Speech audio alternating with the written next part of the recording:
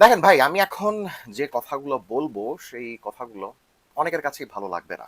Specially Argentine সাপোর্টারদের একটা অংশের কাছে ভালো লাগবে না। যাদের কাছে ভালো লাগবে না তাদের কাছে আমি আগেই ক্ষমা চেয়ে নিচ্ছি। দেখেন, এই বিশ্বকাপে দুই শ্রেণীর মানুষের উপরে প্রচন্ড বিরক্তি এসেছে। প্রথম শ্রেণীতে রয়েছেন তারা যাদের কাছে ফাইনালের আগ পর্যন্ত ফিফা রিগড ছিল, স্ক্রিপ্টেড ছিল, যারা চোখ বন্ধ করে বিশ্বাস করছিলেন আসলেই ঢাকা থেকে বিকাশে আর ব্যাংক অ্যাকাউন্টে কাঁড়ি কাঁড়ি টাকা যাইতেছে ফিফার কাছে শুধুমাত্র আর্জেন্টিনাকে চ্যাম্পিয়ন করার জন্য। ইভেনচুয়ালি আর্জেন্টিনা চ্যাম্পিয়ন হইতে পারলো কি না সেটা তো আমরা দেখলামই। এখন কি তাদের কাউকে বলতে শুনতেছেন যে ফিফা রিগড বা স্ক্রিপ্টেড? আরেক শ্রেণীর উদয় হইছে এই ফাইনালের পরপর। তাদের কাছে ফাইনালের আগে ফিফাকে রিগড বা স্ক্রিপ্টেড বলে মনে না হইলেও এখন তাদের কাছে ফিফাকে প্রচন্ড দুর্নীতিবাজ লাগতেছে। FIFA, Infantino, Spain, England, Palestine, Israel, জায়নাস, ট্রাম্প, ফকল্যান্ড, দুনিয়া সব কিছু নিয়ে এক একটা থিওরি বের করতেছেন তারা। সব থিওরির মেইন কথা হইল মেসি আর আর্জেন্টিনাকে ধোকা দেওয়া হয়েছে, ইচ্ছা করে হারানো হয়েছে। বিশ্বকাপ থেকে ইন্ডিভিজুয়াল সব অ্যাওয়ার্ড ডাকাতি করে আর্জেন্টিনার কাছ থেকে কেড়ে নেওয়া হয়েছে। ফাইনালের আগে এত শত দুর্নীতি ছিলই না। Do you guys actually listen to yourselves? এই দ্বিতীয় শ্রেণীর মানুষেরাই গত 4 বছর ধরে আর্জেন্টিনাকে মহাশক্তিশালী দল ভেবেছে, যাদেরকে কোনোভাবেই হারানো সম্ভব নয়। আর্জেন্টিনা নাকি ইচ্ছা হইলে অ্যাটাক করে, ইচ্ছা হইলে অপোনেন্টকে অ্যাটাক করতে দেয়, সব তাদের ইচ্ছার উপর। ফাইনালের আগ পর্যন্ত স্কালোনির সমালোচনা করা যাইতো না, কারণ স্কালোনি নাকি সর্বাবস্থায় কারেক্ট, কোনো ভুল সিদ্ধান্ত নেওয়া সম্ভব না তার পক্ষে।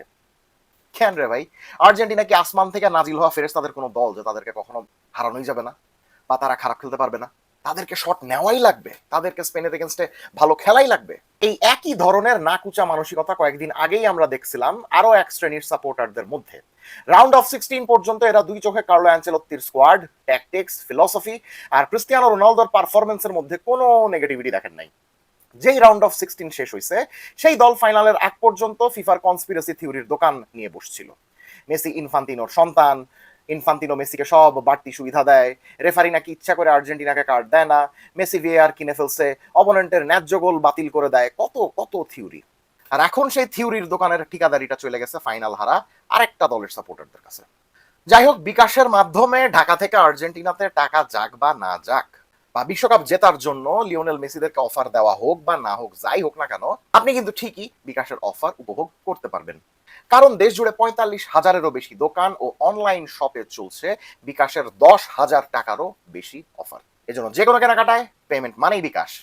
দেখেন, ফুটবলে বাজে দিন আসেই, আর নকআউট কোনো টুর্নামেন্টে হুট করে এরকম বাজে দিন আসার সম্ভাবনা অনেক বেশি। যে কোনো দিন যে কোনো অঘটনের কারণে যে কোনো দল টুর্নামেন্ট থেকে বিদায় নিয়ে নিতে পারে। আর আর্জেন্টিনার অবস্থা যে এবার গতবারের মতো অত ভালো ছিল না সেটা তো আমরা ফাইনালের আগে বিভিন্ন ম্যাচে দেখতে পাইছি, আমরা কি পাই নাই?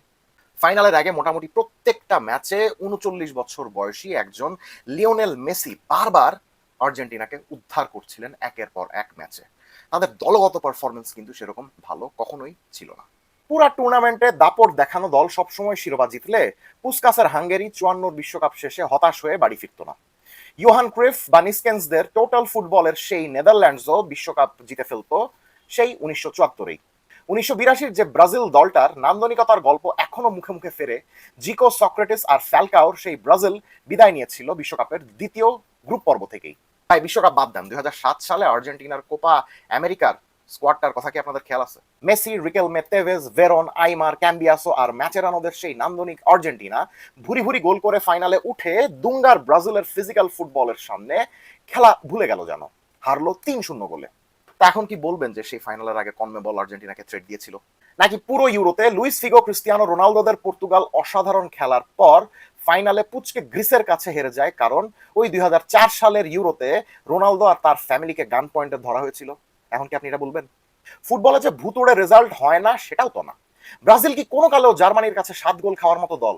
বা বার্সেলোনা কি কোনো দিক দিয়ে বায়ার্নের কাছে 8 গোল খাওয়ার মতো দল? কেউ কি ভেবেছিল যে লিগ জেতার পরের সিজনেই অ্যাস্টন ভিলার কাছে 7-2 গোলে হারবে লিভারপুল? বা চ্যাম্পিয়ন হওয়ার পরের আসরেই জিনেদিন জিদানদের দল একটা গোলও না করে সেনেগালের কাছে হেরে টেরে 2002 বিশ্বকাপের গ্রুপ পর্ব থেকেই বিদায় নেবে? ডেনমার্কের তো ইউরো খেলারই কথা ছিল না 1992 সালে, তারা কোয়ালিফাই করে নাই। বলকান যুদ্ধের কারণে ইউগোস্লাভিয়া ইউরোতে অংশ নিতে পারবে না দেখে শেষ মুহূর্তে সুযোগ পেয়ে লাউড্রপ স্মাইকেলদের সেই দলটাই ইউরো জিতে বাজিমাত করে। এখন কি এসব প্রত্যেকটা ইনসিডেন্টের পেছনে আপনি কনস্পিরেসি থিওরি খুঁজবেন? না, ফুটবলে এরকম অদ্ভুতুড়ে ঘটনা কখনো কখনো ঘটবে। দুর্দান্ত খেলতে থাকা দল কখনো কখনো কোনো দিন এত বাজে খেলবে যে আপনার চোখ কচলাতে বাধ্য হতে হবে। কিন্তু এই বিশ্বকাপে হার জিত নিয়ে যা শুরু হয়েছে এটা আসলে কখনো কখনো নেওয়া যাচ্ছে না। আগে এই সকল ব্যান্টারিং গুলা শুধুমাত্র ব্যান্টারিং এর পর্যায়ে থাকতো। খেলা শেষ হওয়ার পরে কিছুক্ষণ ব্যান্টারিং ফ্যান্টারিং করে মানুষজন আবার যে যার মতো কাজে বিজি হয়ে যেত। কিন্তু এবার না সেই জিনিসটা কোনো কারণে হচ্ছে না। মানুষের মধ্যে হিংসা বিদ্বেষ বাড়ছে। মানুষ ভিন্ন মত একদমই নিতে পারছে না। সবাই এক্সট্রিম লেভেলে চলে যাচ্ছে। একজনকে দেখলাম তিনি বিশ্বকাপ ফাইনালের আগে অনলাইনে ওপেন চ্যালেঞ্জ দিয়ে বলেছিলেন আর্জেন্টিনা হেরে গেলে মাথা ন্যাড়া করে জুতার মালা গলায় দিয়ে বাজারে বাজারে ঘুরবেন। তিনি তার কথা রেখেছেন। কেন ভাই, আর্জেন্টিনা যদি বিশ্বকাপ জিতেও আপনার নিজের একটু ভালো লাগা ছাড়া আর কি হবে? মেসি কি আপনাকে আমেরিকাতে নিয়ে যাবে, নাকি আপনাকে কয়েকটা টাকার বান্ডিল হাতের মধ্যে ধরাই দিবে? এই ফুটবল বিশ্বকাপকে কেন্দ্র করে গত কয়েক সপ্তাহে এদেশে মারা গেছে 14 থেকে 15 জন। বাদানুবাদ থেকে সৃষ্ট সংঘর্ষে আহত হয়েছেন শতাধিক। সিরাজগঞ্জের রায়গঞ্জে মরছে একজন, আদাবরে এক বিএনপি নেতা মরছে, সিলেটের জকিগঞ্জে এক ভাই আরেক ভাইকে ছুরি মাইরা খুন করছে। আর ওইদিকে অনলাইনে কমেন্ট, সেই কমেন্টের রিপ্লাই বা কোনো একটা হোয়াটসঅ্যাপ গ্রুপে চ্যাট, এই চ্যাটের মাধ্যমে ঝগড়াঝাটি, মিম শেয়ারিং এগুলা করতে গিয়ে কতজনের মধ্যে যে সম্পর্ক বদলায় গেছে সেই নিয়ে না হয় ক্যালকুলেশন নাই বা করলাম। যারা বিশ্বকাপ খেলতেছে তাদের দেশেও তো এত কিছু হয় না রে ভাই। নর্মাল খেলার হার জিতের ব্যাপারটাকে আমরা কোন পর্যায়ে নিয়ে যাচ্ছি, কেন নিয়ে যাচ্ছি? তাদের জন্য ঝগড়াঝাটি করে আপনারা এমন সব মানুষদেরকে দুনিয়া থেকেই সরাই দিচ্ছেন যাদের সঙ্গে আপনার রেগুলার ইন্টারাকশন হয়, যাদের আপনার জীবনের উপরে ইম্প্যাক্ট আছে। কেন ভাই? দেখেন ভাই, আমি না সাধারণত এই ধরনের কনস্পিরেসি থিওরি নিয়ে কথাবার্তা বলতেও সেরকম পছন্দ করি না। আমার পেজ যারা ফলো করেন তারা জানেন আমি কখনো পেজে এইসব জিনিসপত্র নিয়ে কোনো কন্টেন্ট কখনো কিন্তু বানাই না। আপনি দেখবেন আর্জেন্টিনা ভার্সেস ইজিপ্ট ম্যাচের পরে প্রত্যেকে কিন্তু এই রেফারি নিয়ে সমালোচনা করে কনস্পিরেসি থিওরি দিয়ে ইত্যাদি ইত্যাদি অনেক কন্টেন্ট কিন্তু বানাইছে। সেই কন্টেন্ট দেখে অনেকে উত্তেজিতও হয়েছেন, অনেকে কিন্তু নিজেদের মধ্যে সম্পর্ক খারাপও করছেন। আমি মনে হয় একমাত্র বান্দা যে কিনা এই জিনিস নিয়ে কোনো ধরনের কন্টেন্ট বানাই নাই। কারণ আমি জানতাম আমার কথা যতই সঠিক হোক না কেন কারো না কারো গায়ে লাগবেই। আর সেটাকে ঘিরে যদি অপ্রীতিকর কোনো একটা ঘটনা ঘটা যায় সেটার দায় কিন্তু আমার উপরেও বর্তায়। আজকে যে আপনাদের সামনে আসলাম আমি দুঃখিত, কোনো কনস্পিরেসি থিওরির পালে হাওয়া লাগাতে পারবো না। কারণ ফাইনালের পর থেকে যতগুলো থিওরি বাতাসে ভাসছে কোনোটার সপক্ষেই শক্ত প্রমাণ বা নির্ভরযোগ্য কারোর কোনো বক্তব্য নাই। সোশ্যাল মিডিয়াতে সবাই থিওরি কপচাইতেছে একে ওকে সূত্র মেনে। আমার চাচা শ্বশুরের শালার প্রতিবেশীর বোন জামাই স্কালোনির বন্ধু, আমার ফুফাতো ভাইয়ের মামার সম্বন্ধীর শালার ভাতিজা একটা বিখ্যাত পত্রিকার স্পোর্টস রিপোর্টার যে কিনা ক্লদিও তাপিয়ার ফ্রেন্ড, এমনি এমনি করে করে সূত্র ধরে ধরে এক একটা জিনিসপত্র সামনে আসতেছে। রেফারিং নিয়ে হাজারো সমস্যা, অথচ লিওনেল স্কালোনি নিজেই বলেছেন রেফারিং ন্যায্য ছিল। ড্রেসিং রুমের এক ক্লিপ নিয়ে জল্পনা কল্পনা হচ্ছে সবচেয়ে বেশি। ফাইনালের আগে ভাইরাল হওয়া ভিডিওতে দেখা যায় ড্রেসিং রুম থেকে বের হওয়ার সময় সতীর্থদের উদ্দেশ্যে লিওনেল মেসি বলছেন, চলো সবাই শান্ত থাকো, শান্ত থাকাটাই সবচেয়ে গুরুত্বপূর্ণ, শান্ত থাকি, সবকিছু ভুলে যাই, শুধু খেলি, শুধু খেলাটার কথাই ভাবি।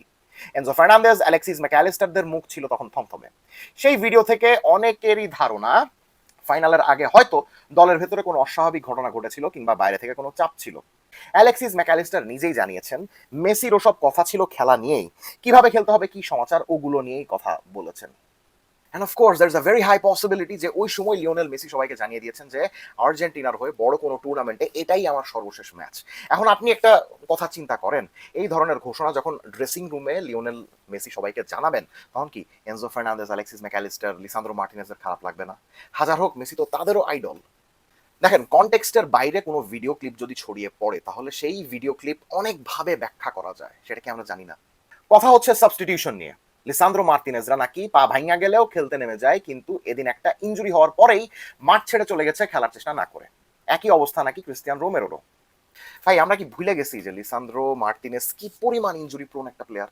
আপনি যদি না জেনেও থাকেন, আপনার আশেপাশে যদি কোনো ম্যানচেস্টার ইউনাইটেডের ফ্যান থেকে থাকে তাকে প্লিজ কাইন্ডলি একটু জিজ্ঞাসা করেন যে লিসান্দ্রো মার্টিনেজ বছরে কয় মাস অ্যাভেলেবল থাকে আর কয় মাস সে ইনজুরিতে থাকে। আর ক্রিস্টিয়ান রোমেরো কয়েকদিন আগেই টটেনহামের হয়ে এমন ইনজুরিতে পড়েছিলেন এই বিশ্বকাপে আদৌ খেলতে পারবেন কিনা সেটা নিয়েই যথেষ্ট সংশয় ছিল। রোমেরো খেলেছেন এবং তাকে ম্যাচের পর ম্যাচ খেলানো হয়েছে। আপনাদেরকে একবারের জন্য মনে হচ্ছে না যে সদ্য ইনজুরি থেকে ফেরা একটা খেলোয়াড়কে যদি আবারও রেগুলারলি এরকম হাই ইন্টেন্সিটি ম্যাচ একের পর এক খেলানো হয় এবং অনেক সময় 120 মিনিট পর্যন্ত যদি টানা খেলানো হয় তাহলে তার মধ্যে আবার ওই ইনজুরিটা ফিরে আসতে পারে বা তার মধ্যে ওই ক্লান্তিটা আবারও চলে আসতে পারে? একবারও কি মনে হচ্ছে না যে লিসান্দ্রো আর রোমেরোকে রেগুলারলি না খেলিয়ে মাঝে মধ্যে মার্কো সেনেসিকে টুকটাক খেলালে ফাইনালে লিসান্দ্রো আর রোমেরো হয়তো আরেকটু ফ্রেশ থাকতে পারতেন? লিয়ান্দ্রো পারাদেস যে ভাঙা পাঁজর নিয়ে গোটা ম্যাচ খেলেছেন সে খবর সম্প্রতি এসেছে। রোমেরো আর লিসান্দ্রো যে পারাদেসের মতো ফুল ফিট ছিলেন না সেটা কি বলা যেতে পারে না? ভাই, স্পেনের বিপক্ষে সেমিফাইনালে তো উইলিয়াম সালিবার মতো ডিফেন্ডারও ইনজুর্ড হয়ে উঠে গেল। Arguably he is the best centre back in the world right now. বেলজিয়ামের কথা চিন্তা করেন, বেলজিয়ামের সাথে স্পেনের যখন ম্যাচ হয়েছিল, থিবো কোর্তোয়ার মতো বিশ্বের অন্যতম সেরা গোলকিপার ইনজুর্ড হয়ে কিন্তু উঠে গেলেন। তার জায়গায় যে সানা লামান্স নামলেন, ম্যানচেস্টার ইউনাইটেডের গোলকিপার, তার একটা ভুলের কারণেই কিন্তু বেলজিয়াম গোল খায় এবং স্পেন ম্যাচটা জিতে যায়। তারও আগের ম্যাচটার কথা চিন্তা করেন, পর্তুগালের এগেনস্টে, বিশ্বের arguably the best left back in the world Portugal এখন খেলেন নুনো মেন্দেস, তিনিও কিন্তু এই ম্যাচটা সম্পূর্ণ শেষ করতে পারেন নাই। 50 মিনিটস 54 মিনিটস এরকম একটা সময় তিনি মাঠ থেকে উঠে গিয়েছিলেন ইনজুরির কারণেই। সালিবা উঠে যাওয়ার পরেই কিন্তু সেকেন্ড গোলটা খেয়েছিল ফ্রান্স। একইভাবে মেন্ডেস উঠে যাওয়ার পরেই কিন্তু পর্তুগাল গোল খায়। আর একটু আগে তো বললামই, কোর্তোয়ার জায়গায় যে গোলকিপার নেমেছিলেন সেই গোলকিপারের ভুলের কারণেই কিন্তু স্পেন গোল করেছিল। কোনো একটা বেলজিয়াম ফ্যান বা পর্তুগাল ফ্যান বা ফ্রান্সের ফ্যানকে কি বলতে শুনছেন যে ফিফা রিগড কারণ এরা এভাবে সাসপিশিয়াসলি উঠে গেছিল মাঠ থেকে? স্কালোনির প্ল্যান তো সেখানেই অনেকটুকু অকার্যকর হয়ে যায় যখন জোর করে দুইটা মেইন ডিফেন্ডারের পেছনে তাকে দুইটা সাবস্টিটিউশন খরচ করা লাগলো, যে কারণে শেষ দিকে লাউতারো মার্টিনেসকে নামানোর সুযোগও পাননি তিনি, যে সাবস্টিটিউশনটা এই বিশ্বকাপে তিনি প্রায় করেছেন। গনসালো মন্তিয়ালো ফুল ফিট নন, মলিনার উপরেও 90 মিনিটস ভরসা করতে পারছিলেন না স্কালোনি। প্রতি ম্যাচে হয় মলিনাকে বসিয়ে মন্তিয়াল বা মন্তিয়ালকে বসিয়ে মলিনা, পুরো বিশ্বকাপে এই এক সাবস্টিটিউশন করা লেগেছে স্কালোনিকে। তাও জর্ডান ম্যাচে রাইট ব্যাকে বেশ ভালো খেলার পরেও ইজেকিয়েল পালাসিওসকে অন্য কোনো ম্যাচে একটুর জন্য মাঠে নামানো হলো না। সেটা নিয়ে কি প্রশ্ন তোলা যায় না? স্কালোনির স্কোয়াড প্ল্যানিং নিয়ে যে সমস্যা ছিল সেটা যখন আর্জেন্টিনা স্কোয়াড ঘোষণা করেছিল তখনই কিন্তু একটা ভিডিওতে আপনাদেরকে এক্সপ্লেইন করেছিলাম যে খেলোয়াড়দের ফর্ম না দেখে তিনি যে অভিজ্ঞতার ভিত্তিতে একটা এক্সপিরিয়েন্সড স্কোয়াড উনি যে ঘোষণা করেছেন সেই স্কোয়াডটারও কিছু নেগেটিভ দিক আছে যেগুলা ইভেন্চুয়ালি আর্জেন্টিনাকে ঝামেলায় ফেলতে পারে। যে কারণে অগুস্তিন গিয়ায়ের জায়গায় সুযোগ পেয়েছেন মন্তিয়াল। পুরো বিশ্বকাপে এই পজিশন নিয়ে ভুগেছেন মেসিরা। তাও যাদেরকে ডেকেছেন তাদেরকেও যদি ঘুরিয়ে ফিরে ইউজ করতেন একই খেলোয়াড়দের বারবার না খেলিয়ে, তাহলে হয়তো ফাইনালে খেলোয়াড়েরা ফিটই থাকতেন। ভ্যালেন্তিন বার্কো, নিকো পাজ, ফ্ল্যাকো লোপেজ, জিভানি লো সেলসোদের মতো ভার্সাটাইল একাধিক পজিশনে খেলতে পারা খেলোয়াড়দের ঘুরিয়ে ফিরে না ইউজ করতে পারার দোষটাও কি দুর্নীতিবাজ ফিফার? স্কালোনি কি মুখস্থ কিছু সাবস্টিটিউশনের বাইরে এসে গতবারের মতো আরেকটু সাহসী হতে পারতেন না? গতবারও কিন্তু উনি আউট অফ নোওয়্যার এনজো এবং ম্যাকালিস্টারদের মতো খেলোয়াড়দেরকে সুযোগ দিয়েছিলেন। এবারে তিনি কাকে সেরকম সুযোগ দিলেন? কাউকে দিলেন না। উনি কি এটা করতে পারতেন না? এরপর মরার উপর খাড়ার ঘা হয়ে যোগ দেয় এনজোর লাল কার্ড। লাল কার্ড এনজো পেতেন কিনা তার দুই হলুদ কার্ড নিয়েও আলোচনার অবকাশ রয়েছে। যেমনটা ইজিপ্ট আর্জেন্টিনা ম্যাচে রেফারির কিছু সিদ্ধান্ত নিয়েও ছিল। বলতে আপত্তি নেই, সে ম্যাচে 50-50 সিদ্ধান্তগুলো আর্জেন্টিনাই সে ম্যাচে 50-50 সিদ্ধান্তগুলোতে আর্জেন্টিনাই লাভবান হয়েছে। যে সিদ্ধান্তগুলো রেফারি চাইলে ইজিপ্টের পক্ষেও দিতে পারতেন, কিন্তু আর্জেন্টিনার পক্ষে গেলেও মোটা দাগে অনিয়মের অভিযোগ তোলা যায় না। 50-50 ডিসিশনগুলো একদিন আপনার পক্ষে যাবে, আরেকদিন আপনার বিপক্ষে যাওয়াটা কি খুব অবাস্তব কিছু?